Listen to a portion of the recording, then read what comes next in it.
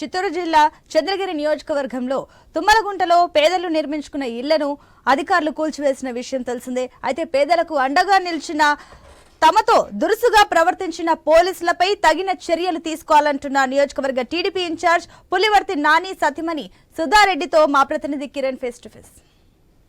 క్రితం చంద్రగిరి నియోజకవర్గంలో తుమ్మలగుంటలోని మఠం భూముల్లో ఏదో అక్రమంగా కట్టడాలు నిర్మించారని చెప్పేసి కూడా కొంతమంది ఎక్కడ పోలీసులు రావడం, అదేవిధంగా 30 మంది ట్రాక్టర్లు, అదేవిధంగా 30 జేసీబీలతో కూడా అక్కడ ఉన్న ఇల్లులన్నీ కూల్చడం జరిగింది. అయితే వాళ్ళకి అండగా అక్కడ ఉండడానికి చంద్రగిరి ఎమ్మెల్యే అభ్యర్థి పులివర్తి నాని సతీమణి సుధారెడ్డి గారు కూడా అక్కడికి వెళ్ళడం జరిగింది. అయితే అక్కడ ఏం జరిగింది ఏంది అనే అంశంపై మనతో మాట్లాడడానికి మేడం గారు ఉన్నారు. మేడం అడిగి మరిన్ని విషయాలు తెలుసు.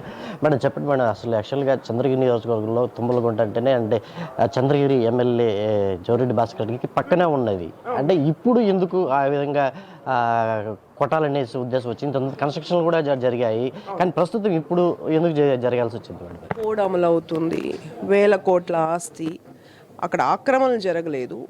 ఈయన దురాక్రమణ చేసుకోవడానికని అతని మీద ఆల్రెడీ రిజిస్ట్రేషన్ చేసుకుంటున్నారో దురాక్రమణ చేసుకోవడానికి వెళ్ళారు. వేల కోట్ల భూమి అది. ఆల్రెడీ చెరువు కబ్జా చేసుకున్నారు. చెరువుకు రోడ్డుకి ఇటువైపు ఉంది అది. సో అతను వాళ్ళ కొడుకు ఒక ఇంజనీరింగ్ అక్కడ ఉన్న స్థానికులు చెప్పారు. అయితే వాళ్ళ మీద పత్రాలు ఉండేవి మనం చూసాం. వాళ్ళు మఠం దగ్గర నుంచి దాని స్వాధీనం లీజులకు రాసుకొని ఉండేది. ఆ డాక్యుమెంట్స్ మన దగ్గర ఉంది. రేపు మనం ఫైట్ చేస్తాం. ఆ పత్రాల ఆధారంగానే మఠం వాళ్ళని కూడా ఎక్స్ప్లెనేషన్ అడుగుతున్నాం. వాళ్ళకి ఎట్టిచ్చారు, వీళ్ళకి ఎందుకు ఇవ్వలేదు? సో అక్కడ ఉన్న స్థానికులు చెప్పడం, అక్కడ స్కూల్ కట్టాలి, ఏంటి కొడుకు ఏదో హాస్పిటల్ కట్టాలి, కొడుకు ఏదో కాలేజ్ కట్టాలి, ఏదో చెప్తున్నారు.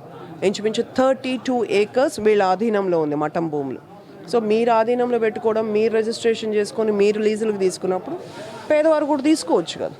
సో దాన్ని కొట్టేసేయాల్సిన అవసరం ఏముంది? ఒకవేళ మీరు కొట్టాలనుకున్నారు, వాళ్ళకి పునాదిరా వేసేటప్పుడు ఆపాలి కదా. మఠం భూముల్లో దురాక్రమణ జరుగుతూ ఉందంటే పునాదిరా ఎప్పుడు ఆపితే వాళ్ళు అప్పు సప్పులు చేసుకొని రారు కదా అక్కడ. ఈరోజు వాళ్ళ ఆక్రందనలు ఏంటి? అప్పుల పాలైపోయినాం, సూసైడ్ చేసుకుంటాం అని అంత దూరం వరకు ఎందుకు ఆగారు? మీరు గమనిస్తే అంతకు ముందు కూడా జరిగింది. ఎక్కడ ఉప్పర్పల్లిలో ఇలాగే హౌసెస్ తొలగించారు మఠం భూములని. 6 నెలలకంత అపార్ట్మెంట్లు లేచాయి. సో ఇవన్నీ ఒక ప్లాన్డ్ కోట్ల ఆస్తి దాని మీద కన్నుబడింది.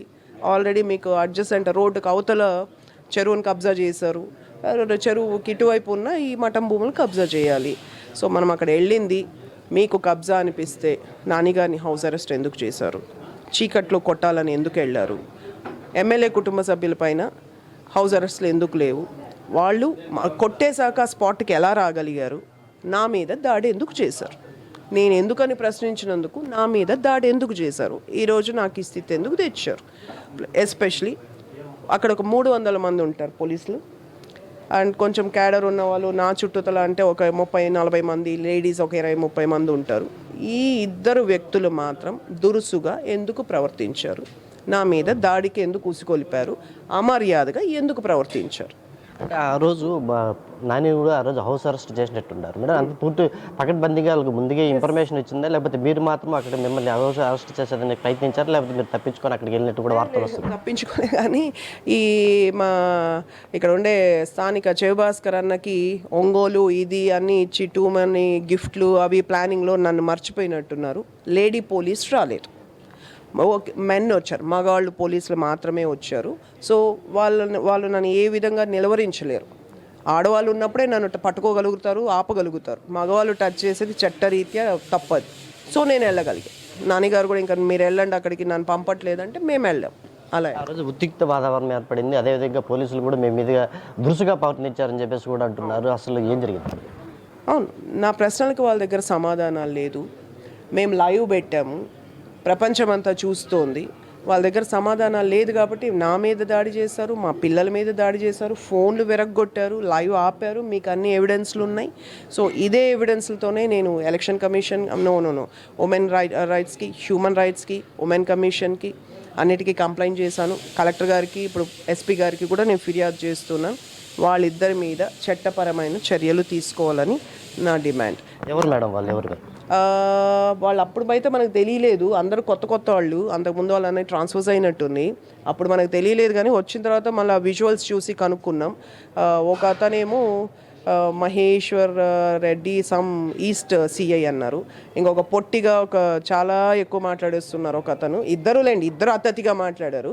ఆ పొట్టిగా అన్న వ్యక్తి శ్రీకాంత్ రెడ్డి ఫ్రమ్ రేణిగుంట అన్నారు, రేణిగుంట సిఐ గారు. ఇప్పుడు ఎలక్షన్ పరిధిలో ఎలక్షన్ డ్యూటీలు చేయడానికి వచ్చిన వ్యక్తులు వాళ్ళకి ఈ పనులు ఎందుకో. ఇప్పుడు ఇంకో క్వశ్చన్ మార్క్ ఏమంటే, ఇలాంటి వ్యక్తులు రేపు ఎలక్షన్ని సజావుగా ఎట్లా సాగిస్తారు? వీళ్ళు ఒక మోటివ్తో వచ్చినప్పుడు, ఒక అధికార పక్షానికి కొమ్ము గాయడానికి వచ్చినప్పుడు రేపు ఎలక్షన్ ఎలా జరుగుతుంది? వాళ్ళిద్దరు చంద్రగిరి పరిధిలోకి రాకపోవచ్చు, కానీ నా మీద దాడి చేసినట్టు రేపు అందరి మీద దాడి చేస్తారు కదా, మహిళల మీద. సో ఇది తప్పు. నేనైతే నా మీద దాడిని నేను ఒక మహిళగా పోరాడుకోవాలి, నన్ను నేను కాపాడుకోవాలి. నిలబడగలిగినప్పుడే నేను 10 మందిని కాపాడగలుగుతాను. సో చట్టపరమైన చర్యలు ఖచ్చితంగా తీసుకోవాలి, ఎందుకంటే ఎవిడెన్స్ ఉంది. వాళ్ళు తప్పు చేశారు, దురుసుగా ప్రవర్తించారు. సో ఎస్పీ గారు న్యాయం చేస్తారని నేను అనుకుంటున్నా. ఇది మొత్తం మీద చూసుకుంటే ఏదైతే గత 2 రోజుల క్రితం తుమ్మలగుంట చెరువుకు సంబంధించి మఠం భూములు అని చెప్పేసి అక్కడ కొంతమంది అక్రంగా కట్టడాలని చెప్పేసి కూడా ఏదైతే దురాక్రమణ జరిగింది, ఈ నేపథ్యంలోనే అక్కడ సుధామూర్తి గారు అక్కడ పెద్ద ఎత్తున పోరాటం చేశారు. ఆ పోరాటంలో కాలికి కూడా గాయాలయ్యాయి. ఈ నేపథ్యంలో ఎవరైతే తమ పట్ల దురుసుగా ప్రవర్తించారో వాళ్ళిద్దరి మీద కఠినంగా చర్యలు తీసుకోవాలని చెప్పేసి కూడా దానికి సంబంధించి ఇప్పటికే ఎస్పీకి ఫిర్యాదు చేస్తాము, లేకపోతే హ్యూమన్ రైట్స్ కమిషన్ కూడా వెళ్ళేదానికి కూడా మేము వెనకాడము అని చెప్పేసి కూడా సుధారామూర్తి గారు చెప్పే పరిస్థితి కనిపిస్తుంది. కెమెరా పర్సన్ రాజేష్తో కిరణ్, తిరుపతి నుంచి.